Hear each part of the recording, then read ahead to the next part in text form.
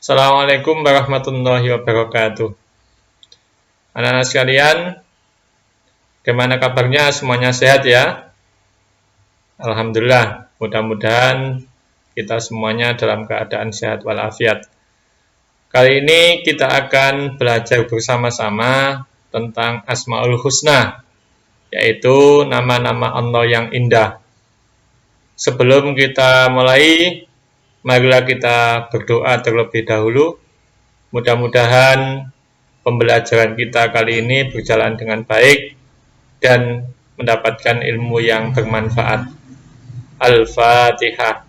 A'udzubillahi minasyaitonir rajim. Bismillah. Alhamdulillah. Iya, Surat Al-Ladzi. Baik anak-anak, semuanya semangat ya, supaya fokus mengikuti pelajaran kali ini. Kompetensi dasar kita kali ini adalah yang pertama, memahami makna Al-Asma'ul Husna, Al-Alim, Al-Khabir, As-Sami, dan Al-Basir.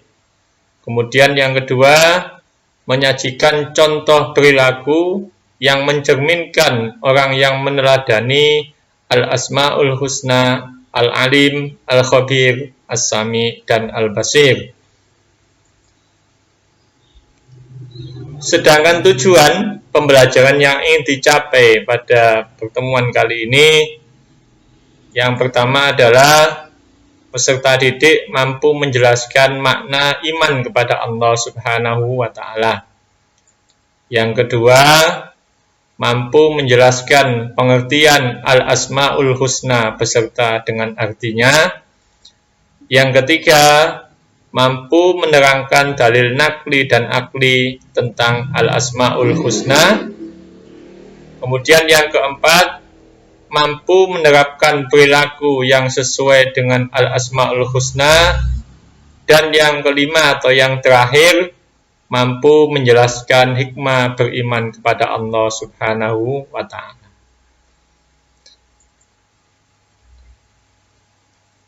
Sebelum kita membahas lebih jauh tentang Asmaul Husna, maka kita akan memahami dulu apa iman kepada Allah Subhanahu wa Ta'ala.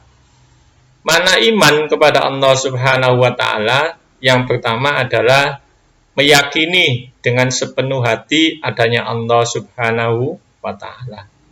Jadi kuncinya harus yakin terlebih dahulu. Kemudian setelah kita yakin, maka harus diucapkan dengan lisan keyakinan yang sudah ada dalam hati tersebut. Setelah kita sudah yakin, kemudian kita ucapkan dengan lisan, maka selanjutnya harus kita buktikan dalam bentuk amal perbuatan kita sehari-hari. Tiga komponen ini adalah satu kesatuan yang tidak bisa dipisahkan dalam memahami pengertian iman kepada Allah Subhanahu wa Ta'ala. Sekarang kita masuk pada materi Asmaul Husna. Apa maksud dari Asmaul Husna adalah nama-nama Allah Subhanahu wa Ta'ala yang baik dan indah sebagai bukti keagungannya. Jumlahnya ada 99.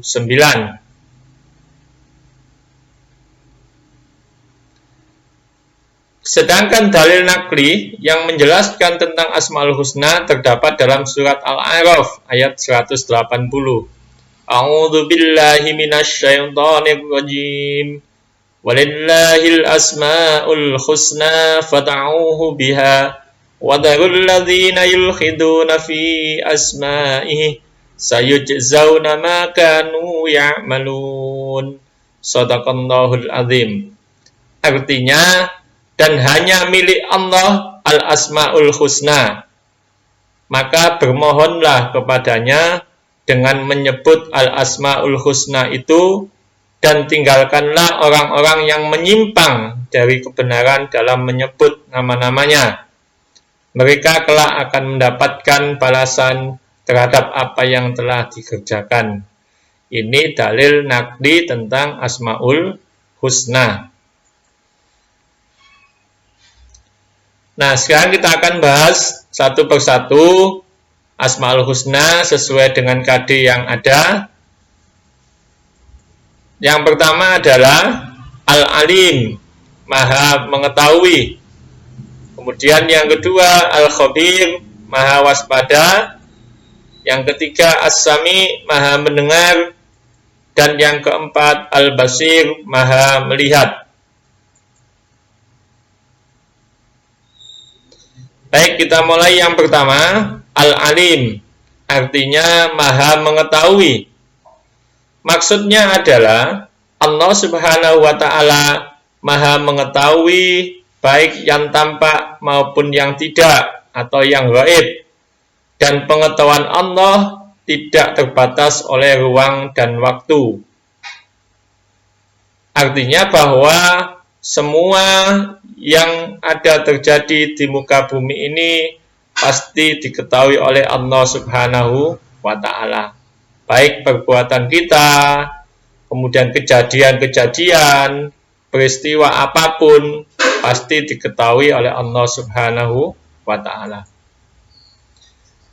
Sedangkan dalil naqli yang menerangkan tentang sifat Al-Alim sebagaimana dalam surat Al-An'am ayat 59. A'udzu billahi minasyaitonir rajim. Wa indahu mafatihul ghaibi la ya'lamuha illahu wa ya'lamu ma fil barri wal bahr wa ma tasqutu min waraqatin illa ya'lamuha. Shadaqallahul azim. Artinya, dan pada sisi Allah lah kunci-kunci semua yang gaib. Tidak ada yang mengetahuinya kecuali Dia sendiri. Dan Dia mengetahui apa yang di daratan dan di lautan. Dan tiada sehelai daun pun yang gugur melainkan Dia mengetahuinya pula. Dari ayat ini dapat kita simpulkan bahwa semua kejadian baik yang ada di daratan, di lautan, semuanya pasti sepengetahuan Allah Subhanahu wa Ta'ala. Termasuk kejadian-kejadian yang dapat kita lihat dengan mata maupun yang tidak tampak oleh mata kita. Pasti tidak bisa lepas dari pengetahuan Allah Subhanahu wa Ta'ala. Karena Allah Maha As-Sami Al-Alim, yaitu Maha Mengetahui. Setelah kita mengetahui tentang pengertian, memahami dalil naqlinya, maka perilaku yang dapat diwujudkan dalam rangka meneladani sifat Al-Alim adalah yang pertama, giat belajar dalam menuntut ilmu-ilmunya Allah, karena ilmunya Allah Maha luas dan tidak terbatas. Yang kedua, senantiasa bertanya apabila kita tidak tahu terhadap sesuatu atau ilmu yang kita pelajari. Kemudian yang ketiga, bersikap rendah hati dan tidak sombong. Karena ilmu yang kita miliki sesungguhnya dari Allah Subhanahu wa Ta'ala. Maka betapapun kita mempunyai banyak ilmu, tidak boleh bersikap sombong. Karena hakikatnya apa yang kita miliki semuanya dari Allah Subhanahu wa Ta'ala. Ini perilaku yang dapat kita lakukan dalam rangka meneladani sifat Al-Alim. Kemudian kita lanjutkan yang kedua, yaitu Al-Khabir, Maha Waspada. Maksudnya Allah Subhanahu wa Ta'ala Maha waspada dan teliti atas semua makhluk ciptaannya. Maka dari itu tidak ada satupun yang salah atas apa yang sudah dan akan terjadi. Dengan kata lain, maka kejadian-kejadian yang sudah pernah sekarang ini dan yang akan terjadi pasti tidak pernah salah. Termasuk penciptaan makhluk-makhluknya Allah. Karena apa? Semuanya dilakukan dengan penuh kewaspadaan dan ketelitian. Jadi tidak ada yang salah dalam kehidupan ini. Sedangkan dalil nakli al-khabir sebagaimana dalam surat At-Tahrim ayat 3, A'udzu billahi minasyaitonir rajim, man amba'aka hadza qala nabba'aniyal alimul khabir. Artinya telah diberitahukan kepadaku oleh Allah Subhanahu wa taala yang Maha mengetahui lagi Maha waspada. Selanjutnya, setelah kita memahami bersama-sama tentang pengertian, kemudian dalil nakli dari sifat al-khabir, maka perilaku yang dapat kita wujudkan dalam rangka meneladani sifat al-khabir antara lain. Yang pertama, bersikap teliti dan cermat terhadap apa yang kita lakukan, agar sesuai dengan harapan dan tujuan secara maksimal. Kalau kita melakukan sesuatu, dilakukan dengan ketelitian, dengan kecermatan, insya Allah semuanya akan berjalan dengan baik. Kemudian yang kedua, selalu waspada dan mawas diri, agar tidak terjadi penyesalan di kemudian hari. Ini antara lain yang dapat kita lakukan. Sekarang kita masuk yang ketiga, yaitu as-sami, artinya maha mendengar. Maksudnya adalah Allah Subhanahu wa ta'ala maha mendengar apapun yang ada di alam semesta ini, dan pendengaran Allah tidak terbatas oleh siapapun. Adapun dalil yang menjelaskan tentang sifat as-sami sebagaimana dalam surat Al-Anbiya ayat 4, A'udzu billahi minasyaitonir rajim. Qala rabbi ya'lamul qawla fis sama'i wal ard wa huwas samiul alim. Yang artinya, berkatalah Muhammad kepada mereka, Tuhanku mengetahui semua perkataan di langit dan di bumi, dan dialah yang maha mendengar lagi maha mengetahui. Dalam ayat ini dijelaskan bahwa semua yang diucapkan, perkataan baik yang ada di langit maupun di bumi oleh siapapun pasti akan didengar oleh Allah Subhanahu wa ta'ala. Bahkan yang belum terucap atau terbersit dalam hati pun pasti sudah didengar oleh Allah Subhanahu wa ta'ala, karena Allah maha mendengar atau as-sami. Nah, kemudian apa yang harus kita lakukan dalam rangka meneladani sifat as-sami? Yang pertama, biasakan mendengarkan orang lain dengan baik apabila sedang berbicara, supaya informasi yang kita terima secara lengkap dan tidak sepotong-potong. Yang kedua, senantiasa mengucapkan yang baik dan berguna, karena semuanya pasti didengar oleh Allah Subhanahu wa ta'ala, termasuk yang terbersit dalam hati kita. Yang ketiga, memilah informasi atau perkataan orang lain supaya tahu mana yang benar dan mana yang salah. Ini beberapa perilaku yang dapat kita lakukan untuk meneladani sifat as-sami. Kemudian yang keempat, yaitu al-basir, artinya maha melihat. Maksudnya adalah Allah Subhanahu wa ta'ala maha melihat segala sesuatu yang ada dan terjadi di alam semesta ini. Dan penglihatan Allah Subhanahu wa ta'ala tidak terbatas oleh apapun, oleh siapapun. Sedangkan dalil nakli yang menjelaskan tentang al-basir sebagaimana dalam surat Al-Hujurat ayat 18, A'udzu billahi minasyaitonir rajim. Innallaha ya'lamul ghaibas samawati wal ard wallahu basirum bima ta'malun. Artinya, sesungguhnya Allah Subhanahu wa ta'ala maha mengetahui apa yang gaib baik di langit maupun di bumi, dan Allah maha melihat apa yang kamu kerjakan.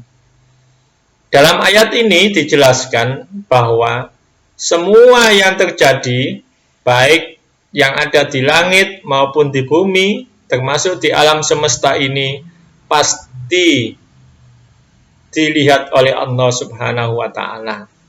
Termasuk perbuatan kita, kegiatan kita, semuanya tidak bisa lepas dari penglihatan Allah Subhanahu wa Ta'ala, karena Allah mempunyai sifat Al-Basir, yaitu Maha melihat. Sekarang, perilaku yang dapat kita wujudkan dalam meneladani sifat Al-Basir antara lain. Yang pertama, melihat peristiwa-peristiwa yang terjadi di alam ini sebagai bahan renungan atas kebesaran Allah Subhanahu wa Ta'ala. Yang kedua, kita harus bersikap cermat dalam melihat persoalan berdasarkan dengan agama dan kebenaran yang kita yakini. Kemudian yang ketiga, senantiasa mampu melihat kekurangan diri sendiri dan kelebihan orang lain untuk memotivasi semangat beribadah kepada Allah Subhanahu wa Ta'ala. Anak-anak sekalian, setelah kita mempelajari 4 dari 99 Al-Asma'ul Husna tadi, sekarang hikmah beriman kepada Allah Subhanahu wa Ta'ala. Orang yang beriman kepada Allah Subhanahu wa Ta'ala pasti akan mendapatkan hikmah. Di antaranya yang pertama, akan mendapatkan pertolongan dan petunjuk dari Allah Subhanahu wa Ta'ala dalam kehidupannya. Kemudian yang kedua, akan mendapatkan ketenangan hati dan tidak gelisah, baik ketika menghadapi persoalan maupun tugas-tugas atau kewajibannya. Kemudian yang ketiga, akan mendapatkan keuntungan dalam kehidupan. Dalam menjalani kehidupan, mereka tidak merasa rugi karena selalu beriman kepada Allah Subhanahu wa Ta'ala. Kemudian yang terakhir atau yang keempat, akan mendapatkan keselamatan baik di dunia maupun di akhirat ketika kembali kepada Allah Subhanahu wa Ta'ala. Ini di antara hikmah bagi mereka yang beriman kepada Allah Subhanahu wa Ta'ala. Anak-anak sekalian, saya kira cukup materi yang kita pelajari pada pertemuan kali ini. Mudah-mudahan bisa mendapatkan hikmah dan manfaat serta ilmu yang ada sehingga bisa kita laksanakan, bisa kita terapkan dalam kehidupan sehari-hari. Dan yang paling penting, tetap semangat belajar, jangan malu untuk bertanya, karena sekali lagi ilmunya Allah maha luas. Tidak ada batasan waktu untuk belajar, tidak ada batasan usia untuk belajar, tidak ada batasan tempat untuk belajar. Maka dari itu, mudah-mudahan kita senantiasa mendapatkan petunjuk dan hidayah dari Allah Subhanahu wa Ta'ala sehingga mendapatkan keberkahan dan manfaat yang sebesar-besarnya. Demikian yang dapat kami sampaikan. Kurang lebihnya mohon maaf. Wassalamualaikum warahmatullahi wabarakatuh.